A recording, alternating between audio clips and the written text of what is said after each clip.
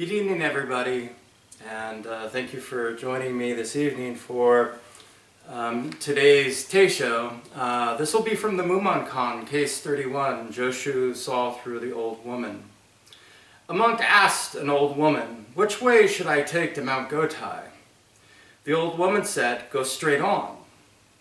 When the monk had taken a few steps, she remarked, "He may look like a fine monk, but he too goes off like that." Later, a monk told Joshu about it, and Joshu said, "Wait a while, and I'll go see through the old woman for you." The next day, he went, and he asked the same question, and the old woman too gave the same answer. When he returned, Joshu announced to the monks and said, "I have seen through the old woman of Mount Gotai for you." Mumon's commentary. The old woman knew how to work out a strategy and win the victory while sitting in her tent. Yet she is not aware of the bandits stealing into the tent. Old Joshu is skillful enough to creep into the enemy's camp and menace their fortress. Yet he does not look like a grown-up. Upon close examination, they are both at fault. Now tell me, how did Joshu see through the old woman? Mumon's poem. The question is the same each time, the answer too is the same. In the rice there is sand, and the mud there are thorns.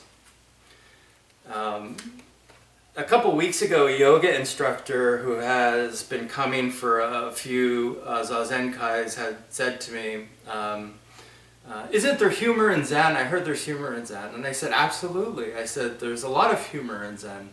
I said, "Some people would even say that it's the biggest cosmic joke, the practice of Zen." I said, "You just need to know how to look at it properly, at the right angle, and understand the context." But with that being said, there also is a lot of discipline, and there is a lot of serious work that is also being done. That's required in order to have the freedom to truly laugh, or to truly smile.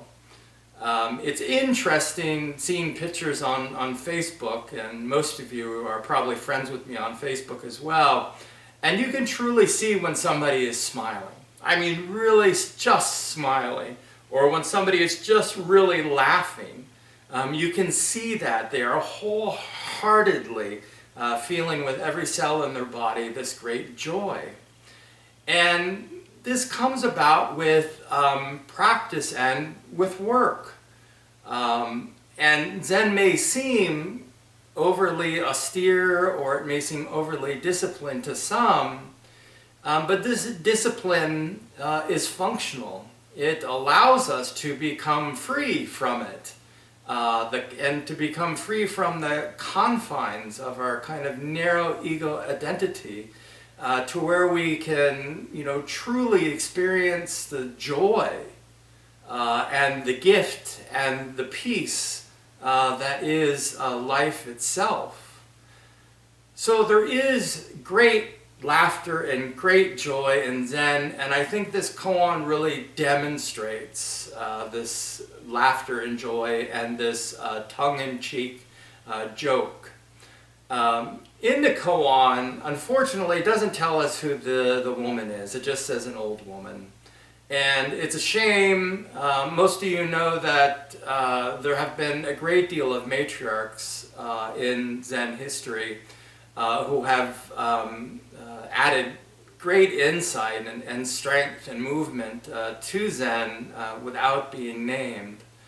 Recently, we're catching up a little bit more with that, and realizing all of the women that have come before that have nurtured this practice and taught others, but yet there's still a lot of others that are nameless.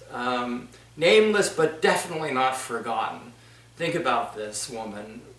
How many hundreds of years later are we talking about her and her dharma? So women have had just as much impact in Zen as men have. It just happens to be a sign of the times, unfortunately, and we have missed out on a lot of names and being able to recognize their service to the practice of Zen. So we know this is an older woman Back in the days in China, at the time of Confucianism, it was very important to adhere to relationships. So women, somewhat similar to the West at the time, were kind of charged with staying at home and bearing children and taking care of the children in the home while the man went out and worked. And even back then, many times women were taxed with a double yoke. They would also have to go out and work all day long and take care of the kids and carry the children and give birth. So they had a really tough time of it, and very tough back then. So usually the women that were able to practice Zen were women that were free from family relationships and obligations. Sometimes the family had perished from disease, sometimes women just didn't marry, or the family were killed in a war of some kind. And these women were given the freedom to go and to practice Zen, pursue these great questions that all of us have. And this woman probably, in order to maintain or sustain herself, probably set up a hut at the foot of Mount Gotai, on the main trail to Mount Gotai, in order to make money, in order to support herself while she trained at the local temple. They probably knew each other, Joshu and the old woman. So Joshu, even though he played like he didn't know her, I have a feeling he probably did know exactly who she was, but he didn't let that on. But she probably trained at the local monastery near where her hermitage was, or hut was, and then would go back and sleep in her hut at night, because of course it was a monastery, being one and male, and she was female, so she couldn't live there. And of course there was a lot of foot traffic to Mount Gotai, because Mount Gotai is kind of the throne of Mount Jushri, and everybody wants to go on that pilgrimage to sit with Mount Jushri, to have this great realization and obtain this wisdom. So all these young monks, gung-ho, blinders on, or just kind of ignoring everything else and going on this expedition to find something somewhere else from someone else. So they leave up from where they are, and they leave on these pilgrimages and expeditions. There's nothing wrong with pilgrimages, but it depends why you're going on a pilgrimage. And this is kind of at the basis of this koan, and what this old woman is getting at with her answers. So there was probably a great deal of students that walked by and maybe would buy a little tea or some supplies from her, and probably would ask her just to confirm, which way is Mount Gotai, kind of like if we were in, New York City and we were looking for, the Empire State Building or something, and we stopped by one of the vendors selling, trinkets and such forth, and would say, is the Empire State Building up this way? And, they'd say, yeah, just keep going on, just keep going straight. And we'd probably, go ahead and keep walking straight. But can you imagine that if all of a sudden in the background you hear, he looks like a fine monk, but he goes on like that? Or if we can even remove monk or nun and just say, it looks like a fine person, but they go off like that. We'd probably freeze and think what did she say? And we'd probably keep walking, but the whole time we'd probably be trying to figure out what the heck she just said and why she said it. So you can think these monks, she seems very nice and hospitable, and they have tea with her, and then they get up to leave, and she's nice enough to just say, just go straight on, and they do what she says, but then she offers something that sounds an awful lot like an insult. So they're like, what, huh? And they're really confused, and the whole time they're probably thinking, as they're going and hiking up Mount Gotai, they're probably thinking about what this old woman said. What did she mean? And probably all the way back to Joshu's temple, they're thinking, what did she mean? To the point where they came to Joshu and they said, but this is like this old woman. She has a hut kind of at the base of Mount Gotai, and I stopped in to get tea, and then I asked her, which way Mount Gotai was, and she just said, go straight on. And then I started walking, and then she said, he may look like a fine monk, but he goes off like that. Who is that? What did she mean? And again, I think Joshu probably knew who she was, but he kind of said, okay, tomorrow I'll go and I'll, see through the old woman of Mount Gotai for you, right? So the next day he gets into his unsui garb.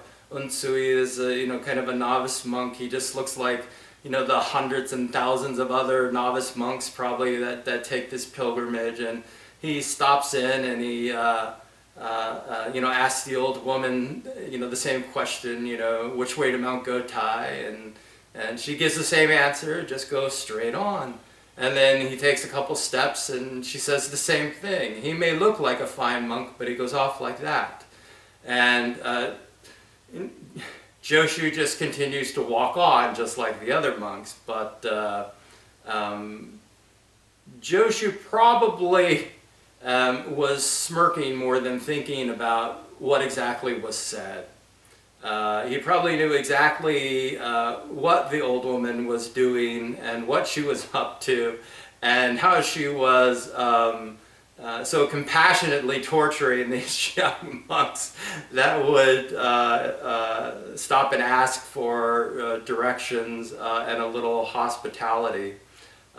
So he goes and he comes back to the temple, right? And he says, I've gone to Mount Gotai and I've seen through the old woman for you. And then he leaves it at that, as Joshu does many times. So they have, the same questions they had before and more. So you've seen through her. We didn't understand what she said before. She confused us. We have no idea who she is or what she was getting at. And now you said you've seen through her, which adds even more questions and more pressure to, what's going on now, who she is and what she meant. But Joshu, as he was so perfectly and eloquently, just left it at that, which made the old lady's dharma simmer and distill even further until it became even more crushing, the yoke that they carried.